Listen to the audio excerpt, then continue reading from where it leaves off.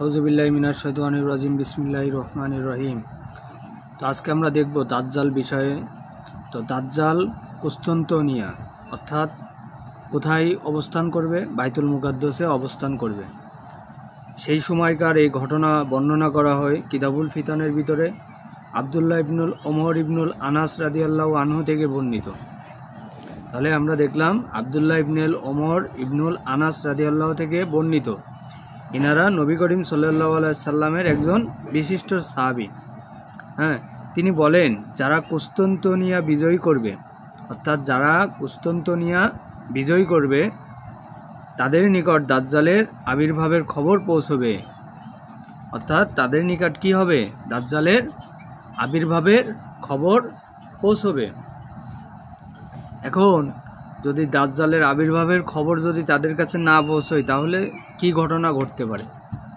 দেখো, এখানে বলা হচ্ছে যে তাদের নিকট দাজ্জালের আবির্ভাবের খবর পৌঁছবে অথবা তারা সামনে অগ্রসর হবে। তারা কি হবে? তারা সামনে অগ্রসর হবে। এমনকি তারা দাজ্জালের সঙ্গে বাইতুল্লাহ মুকাদ্দাসে মিলিত হবে। দাজ্জালের সঙ্গে কি হবে? বাইতুল মুকাদ্দাসে মিলিত হবে। সেখানে 8,000 মহিলা ও 12,000 যোদ্ধাকে আটকে রাখা হয়েছে। সেখানে 8,000 মহিলা এবং 12,000 যোদ্ধাকে আটকে রাখা হয়েছে। তারা অবিশ্বাস্যদের মাঝে উত্তম ও অবিবাহিতদের মাঝেও সৎ।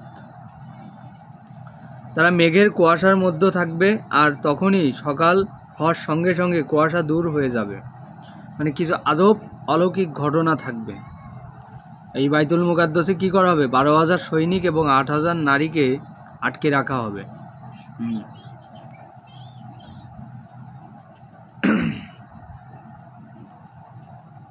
কুয়াশা দূর হয়ে যাবে, তখন ঈসা ইবনুল মারিয়াম আলাইহিস সালাম তাদের মাঝে আসবেন।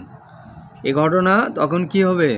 তাদের কাছে যখন কুয়াশা চলে যাবে, এই আবহাওয়াটা যখন নষ্ট হয়ে যাবে, ধোঁয়া এগুলো যখন চলে যাবে, তখন ঈসা ইবনুল মারিয়াম আলাইহিস সালাম উনি কি হবে? উনি আগমন করবেন, আসবেন। তখন তাদের ঈমান মারিয়াম আলাইহিস সালামের তাদের নিকট নামাজ আদায়ের জন্য দায়িত্ব দিবেন। তখন কি করবেন? ঈসা ইবনে মারিয়াম আলাইহিস সালাম তাদেরকে বলবে, তোমরা নামাজ পড়াও। তাদের ভিতরে একজনকে বলবে, তোমরা ইমামতি করো এবং নামাজকে পড়াও। পিছনে আর তখনই জমিন চিৎকার করবে, কোনো পাহাড়, গাছ বা জিনিস অবশিষ্ট থাকবে না, বরং প্রত্যেকেই বলবে, হে মুসলিম, এখানে আমার পিছনে ইহুদি, সুতরাং তাকে হত্যা করো। ওই যে গারকাদ নামক যে গাছটি এতদিন রোপণ করছিল, কে রোপণ করছে? ওই যে ইসরায়েলিরা। কিন্তু সে গাছগুলো তখন বলে দেবে যে আমার পিছনে ইহুদিরা লুকিয়ে আছে, তোমরা তাদেরকে ধরো এবং তাদেরকে মারো।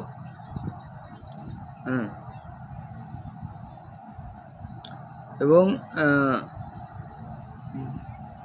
জিজিয়া ধার্য করবে, অথবা কুরাইশরা আমিরের পদ বেতলের ন্যায় হয়ে শত্রুতা, হিংসা ও বিদ্বেষ, প্রত্যেক কাটাওয়ালা বস্তু বা রোগা জীবাণু উঠিয়ে নেওয়া হবে। যেমনিভাবে পানিতে ভরে গিয়েছে, পাত্রের স্পর্শ দিয়ে পানি উঠবে পড়তে থাকবে, ঠিক তেমনিভাবে পৃথিবীও শান্তিতে ভরে যাবে। অর্থাৎ এই যে ঘটনাগুলো ঘটবে, তখন পৃথিবীতে খুবই ক্লান্ত, পৃথিবী খুবই পরিস্থিতি খারাপ, পৃথিবীর ভিতরে অনেক ধরনের ঝইঝামেলা চলবে, মানুষ অনাহারে থাকবে, মানুষের পরিস্থিতি খুবই খারাপ হবে, না খেয়ে থাকবে। ঠিক সেই মুহূর্তে বলা হচ্ছে যে এরকম তারপরে এই পৃথিবীতে আবার উর্বর শক্তি ফিরে পাবে। যেমন বিল, খাল, নদী নালাতে অনেক সময় দেখা গেল যখন ওই যে বন্যা আসে, তখন পলি মাটি বয়ে আসে পৃথিবীর বিভিন্ন জায়গা থেকে, সাগর, নদী, বিভিন্ন রকমের মাটি, পানি, অনেক কিছু একসাথে হয়ে যেমন জমিকে উর্বর করা হয়, ঠিক তেমনইভাবে কিতাবের ভিতরে উঠে আসছে যে তখনও কি হবে? উর্বর হবে। এবং আরবরা তাদের গোত্রের ভিতরে ফ্যাসাদ, গ্যাঞ্জাম এগুলো সৃষ্টি হবে।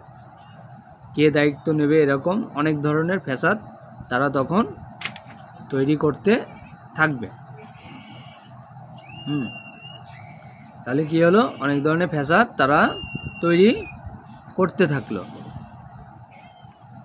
তারপর বলা হচ্ছে যে আর এই ঘটনা ঘটার সময় যে পালাতে ভিতরে প্রবেশ করবে, 20 দিরহামের বিনিময়ে একটি ঘোড়া বিক্রি হবে, ষাঁড় অনেকে মূল্যবান বৃষ্টি বর্ষণ করবে, তারা জমিনকে আদেশ করবে, ফলে জমিন ফসল উৎপন্ন করবে। এমনকি তাদের সময় আদম আলাইহিসসালামের সময়ের মতো হয়ে যাবে। এমনকি তারা একটি বেদনা ফল থেকে অনেক মানুষ খাবে, বেদানা ফল থেকে অনেক, এবং এ গুচ্ছ হতে অনেক দল খাবে। তারা বলবে, হায় আমাদের পূর্বপুরুষগণ যদি আরাম আয়েশে পেত। তারা তখন চিন্তা করবে, যদি হায় আমাদের পূর্বপুরুষ যারা ছিল তারা যদি আরাম আয়েশের ভিতরে থাকতে পারতো। তো এই ঘটনাগুলো চিন্তা করবে। পূর্বপুরুষ কারা? তার মানে এর আগে যারা ইতিপূর্বে, প্রত্যেক মানুষ এক একটা যুগ পর্যন্ত কয়েকটা যুগ বেঁচে থাকে। তাহলে 100 বছর পর পর অনেক মানুষকে আর পৃথিবীতে বুকে তেমন একটা দেখা যায় না। ওই দেখা যায় আর কি, বিভিন্ন দেশের কিছু সিস্টেমেটিতে অনেক সময় দেখা গেল কোনো ব্যক্তি 135, 40, 50, 150 বছরও হায়াত পেয়ে যায়। তো এরকম পায় না, মানে 100 বছর পর পর এগুলো সব ছিন্ন বিচ্ছিন্ন হয়ে যায়। কয়েকটা 2, 4, 5, 10 যুগ পর পর, 12 বছর পর পর, 12, 24, এভাবে তারা অনেক যুগ পরেও অনেক মানুষ 40 বছর 35 বছরেও মরে যায়। এভাবে একটা গণনায় 100 বছর হয়। আর 100 বছর হওয়ার পরে 100 বছরকে যদি দেখা হয় তাহলে কি হবে, যে 100 বছর পর পর মানুষদের যারা থাকে তারা পূর্ববর্তী মানুষ। তাই এখানে বলতেছে যে হাই যদি আমাদের পূর্ববর্তীরা বেঁচে থাকতো, এই নিয়ামতগুলো তারা পাতো, খেতে পাতো। মানে তারা এই যে এখন ফিলিস্তিনের ভিতরে তারা গেলাম খেতে পাচ্ছে না, অনেকে মারা যাচ্ছে, অনেকভাবে মারা যাবেও না, বেঁচে থাকবে কিন্তু না খাওয়ার অভাবে অনাহারে থাকতেছে। এই যে সেই ক্ষুধা দুর্ভিক্ষগুলোর কথা কিতাবের ভিতরে এভাবে ফুটে উঠছে। তখন তারা যারা খাইতে পাবে তারা চিন্তা করবে যে যদি তারা থাকতো তাহলে আমরা খাতাম, আমরা খেয়ে বেঁচে থাকতাম, এরকমটাই চিন্তা করবে। এরপর বলা হচ্ছে যে 3-7 বছর অবস্থান করবে, অতঃপর আল্লাহ তাআলা মুমিনদের রূহ কবজকারী বাতাস প্রেরণ করবেন। তো এখানে আবার বলা হচ্ছে যে ইয়াজুজ মাউজুজ, যে হাত্তা ইজা ফুতিয়াত অহুম মিন কুল্লি হাদাবিন ইয়ানসিলুন ও ইয়াজুজ ও মাউজুজ। যে ইয়াজুজ ও মাউজুজ কী হবে, ইয়াজুজ ও মাউজুজ তারা গলাম একটা বিশাল এক জাতি। সে জাতিকে কি বলা হচ্ছে, যে হাত্তা ইজা ফুতিহাত অহুম মিন কুল্লি হাদাবিন ইয়ানসিলুন, মানে পাহাড় থেকে তখন তারা চলে আসবে। আর এর ভিতরে কি হবে, ইয়াজুজ মাউজুজও তারা গলাম প্রেরণ হবে পৃথিবীতে। তাহলে যে ইয়াজুজ মাউজুজির কথা বলা হচ্ছে, ইয়াজুজু মাউজুজু দুটো আরবি শব্দ। যে আল্লাহ তাআলা ঈসা ইবনুল মারিয়ামের আলাইহিসসালামের উপর ইয়াজুজু মাউজুজু এর প্রতি যাওয়ার ব্যাপারে ওহী প্রেরণ করবেন। মানে তারা গলাম কোরআনের ভিতরে আসছে যে এভাবে, যে হাত্তা ইজা ফুতিহাত ইয়াজুজ ও মাউজুজ অহুম মিন কুল্লি হাদাবিন ইয়ানসিলুন, মানে এই ঘটনাটা তারা একটা ভয়ঙ্কর পাহাড়ের ভিতরে বন্দি আছে। তারা সেখানে কি করতেছে, তারা সেখান থেকে বেরোনোর চেষ্টা করতেছে, তারা গলাম বেরোইতে পারতেছে না।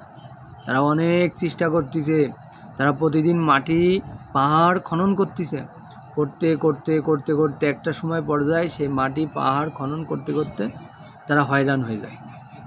তখন তারা প্রতিনিয়ত বলে আমরা আবার কালকে এসে করব, কিন্তু না, তারা এমনও একটা দিন হঠাৎ করে বলবে ইনশাল্লাহ আমরা আগামীকাল করব।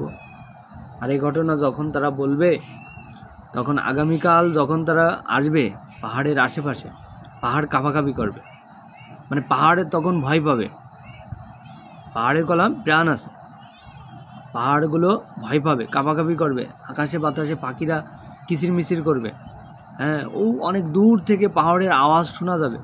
কেন? কারণ পাহাড় তো আজকে ভেঙে যাবে, তাদের কোনো রকম একটা দুইটা হাতুড়ের টুকাতেই ভেঙে যাবে, কারণ সামান্য ছিল বাকি, তখন তারা ইনশাল্লাহ বলে ফেলেছে। আর এই কারণেই এই পাহাড় কী হবে, চূর্ণ বিচূর্ণ হওয়ার মতো সক্ষমতা পেয়ে যাবে। তার মানে আল্লাহ তাআলার যখন কোনো ব্যক্তি কোনো একটা কাজ করে, আল্লাহ তাআলা বলতেছে তোমরা এই কাজটা দ্রুত সম্পাদন করো, দ্রুত করে ফেলো। আর যদি তোমরা বাকি রাখো তাহলে তোমরা ইনশাল্লাহ বলো, যাতে পুনরায় পরের দিন সুন্দরভাবে কাজটা দ্রুত তোমরা করতে পারো। তার জন্য মানুষ কি করবে, মুসলিমরা কি করবে, ইনশাআল্লাহ বলবে। পৃথিবীতে মুসলমান ধর্মের লোকজন কি বলবে, তারা সবসময়ের জন্য কি বলবে, বিসমিল্লাহ বলবে, সুবহানাল্লাহ বলবে, ইনশাআল্লাহ বলবে। এই তাসবিহগুলো পড়তেই থাকবে, পড়তেই থাকবে। যত বেশি পড়তে থাকবে ততই তাদের জন্য কি হবে, ভালো সুসংবাদ হবে, ভালো কিছু বয়ে আনবে।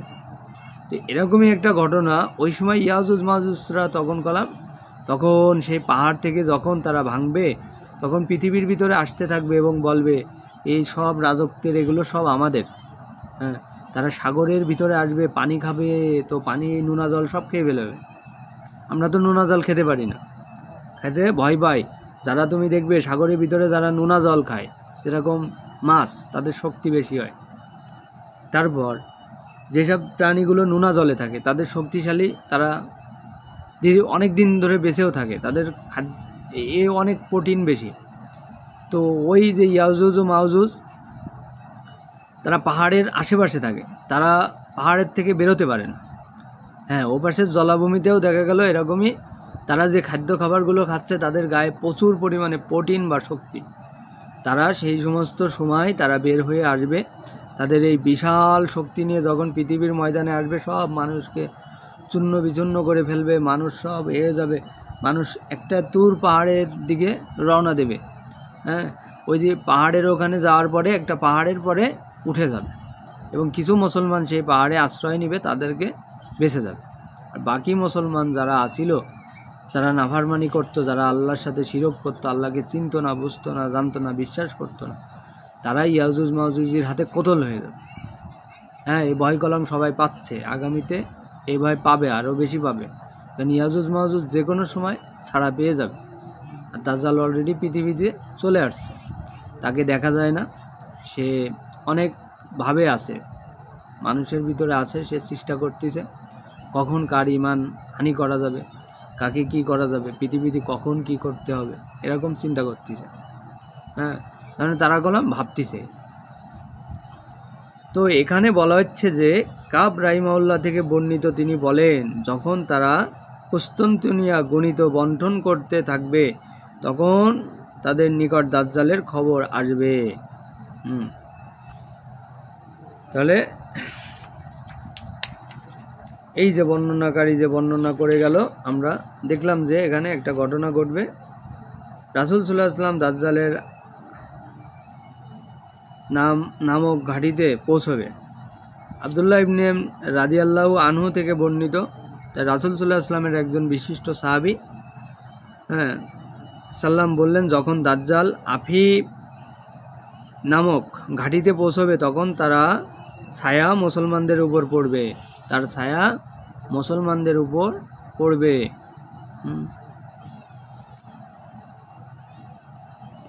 তারপর বলা হচ্ছে যে এবং উপর পড়বে, তারা তাকে হত্যা করার জন্য তাদের ধনুককে তীর সংযত করবে। অতঃপর তারা একটি আওয়াজ শুনবে, হে মানুষ সকল, তোমাদের নিকট সাহায্য এসে গেছে, আর তারা ক্ষুধার কারণে দুর্বল হয়ে গেছে। অতঃপর তারা বলবে, এটা পরিতৃপ্ত ব্যক্তি কথা। তারা এটার কথা 3 বার শুনবে, আর জমিন তার আলো দিয়ে আলোকিত করবে।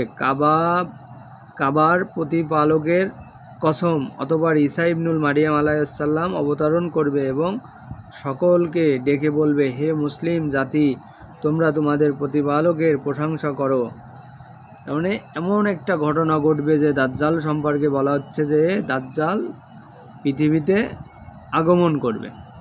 একটা গায়েবী 3টে আওয়াজ হবে। আওয়াজের ভিতরে বলবে, মুসলমানরা তোমরা তোমাদের খাদ্য খাবার এখনই তোমরা যা পাচ্ছিলে না তার থেকে বেশি পাবা, আরও অনেক বেশি পাবা, আর তাই বেশি পাবা বিদায় তোমাদের সামনে ঈসা ইবনে মারিয়ামরা উনি কী করলো, উনি চলে আসলো। উনি এবার আসার পরে প্রতিশ্রুতি দিচ্ছে যে হে লোক সকল, তোমরা কি করো, তোমাদের রবের প্রশংসা করো। কারণ কি প্রশংসা করার কথা বলা হচ্ছে? তার নামে তাকবীর দাও, তার নামে কি করো, ধ্বনি করো। হ্যাঁ, আল্লাহু আকবার বলে বলে কি করো, তাকবীর দাও। তারা তা করবে, তারা পালানোর জন্য একে দৌড়ে পালানো পাল্লা দিবে এবং তারা তা তখন আল্লাহ তাআলা তাদের উপর জমিনে খাটো করে দেবেন। তারা ঈসা ইবনুল মারিয়াম আলাইহিসসালামের সমর্থন করবে আর ঈসা আলাইহিসসালাম লুত এর দরজায় অবতরণ করবে। অতঃপর যখন ঈসা আলাইহিসসালামকে নবী নামাজ কায়েম হয়ে গেছে, তখন ঈসা আলাইহিসসালাম বলবে, হে আল্লাহর শত্রু, তোমাদের জন্য কায়েম হয়েছে, সুতরাং সামনে অগ্রসর হও, হ্যাঁ, নামাজ আদায় করো। অতঃপর যখন সামনে অগ্রসর হয়ে নামাজ আদায় করবে, তখন ঈসা আলাইহিসসালাম বলবে, হে আল্লাহর শত্রু, তুমি তো ধারণা করো যে তুমি পৃথিবীতে পালনকর্তা, সুতরাং কোনো নামাজ আদায় করলে অতঃপর তিনি তার সঙ্গে থাকা মোটা লাঠি দিয়ে দাজ্জালকে আঘাত করে হত্যা করবেন। সুতরাং কোনো জিনিসের নিচে বা পিছনে লুকানো তার কোনো সাহায্যকারী অবশিষ্ট থাকবে না, কেননা প্রত্যেক জিনিসই ডেকে ডেকে বলবে, হে মুমিন, এই দাজ্জালি শক্তির পক্ষে লোক, তাকে হত্যা করো। কারণ তুমি কলাম দাজ্জাল যে নবী করিম সাল্লাল্লাহু আলাইহি ওয়াসাল্লাম ঈসা আলাইহিস সালাম উনি কলাম একটা দাজ্জালকে দেখবে না। হ্যাঁ, উনি শক্তিশালী একটা দাজ্জালকে দেখবে, কিন্তু দাজ্জাল তো বিভিন্ন কিছুর ভিতরে থাকবে। তাহলে হাটে বাজারে, হ্যাঁ, মাছে, শিয়াল, শগুন, বাঘ, হরিণ, সিংহ সব জায়গায় অবস্থান করবে। তো মানুষকে তখন বলা হচ্ছে যে তোমরা দাজ্জালকে হত্যা করো। মানে ওই যে তুমি দেখো না যে হাঙর সাগরের ভিতরে থাকে, মানুষ খায়। হ্যাঁ, ওই হাঙর যখন মানুষ খায়, একবার অনেকগুলো হাঙর আছে তারা কলাম খায় না, একটা হাঙর শয়তানি করে শুধু মানুষগুলোকে খাচ্ছে। হ্যাঁ, ওই রকম যে সে ওই মাছের ভিতরেও সেই দাজ্জালের অস্তিত্ব থাকবে। হ্যাঁ, সব জায়গাতে, পৃথিবীর প্রত্যেকটা জায়গাতে দাজ্জালের কি থাকবে, অস্তিত্ব থাকবে। আমরা যে খাবার পানি খাই তার ভিতরেও দাজ্জালের অস্তিত্ব থাকবে, আমরা যে খাবারগুলো খাচ্ছি সেগুলোর ভিতরে থাকবে।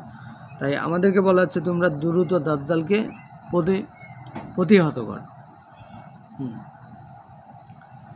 তাই যে উপর তার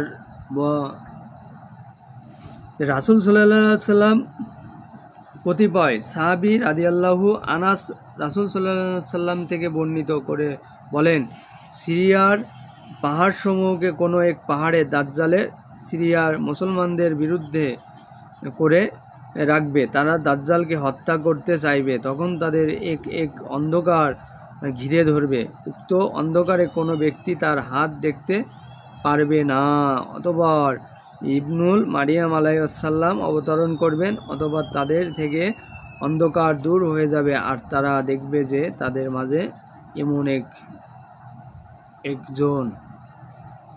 তাহলে দেখো, এই যে শেষের যে ঘটনাটা, যে তোমরা যদি কখনো কোনো গুহার ভিতরে যাও, মানে পৃথিবীতে দেখা গেল যে একটা অন্ধকারের ভিতরে গেছো। হ্যাঁ, অন্ধকার এত বেশি, মানে অন্ধকারটা এত বেশি ছিল যে অনেক সময় লাইটও কি করে না, কাজ করে না। এরকম অন্ধকারের গুহা গলাম আছে পৃথিবীতে। তার মানে ওই রকম একটা সময় এই পৃথিবীতে কি হবে, আলো থাকবে না, সিরিয়াতে আলো থাকবে না। মানুষ তাদের এই অন্ধকারে আলো দিয়েও, লাইট মেরেও, মানে তাদের হাত আঙ্গুল এগুলো দেখতে পাবে না। মানে কি একটা ভয়ঙ্কর ব্যাপার সেবার তখন কলাম ঘটবে। মানে এরকম অন্ধকার এই পৃথিবীতে তাহলে আছে। তাই আল্লাহ তাআলা আমাদেরকে কি করলো, একটা সতর্ক করলো সুন্দর মতো, যে তোমাদের সেই অন্ধকারের সময় তোমরা তোমাদের হাত দেখতে পারবা না, তোমাদের আঙ্গুল গিরা কিচ্ছু দেখতে পাবা না, তোমাদের পাশের মানুষটাকেও দেখতে পারবে না।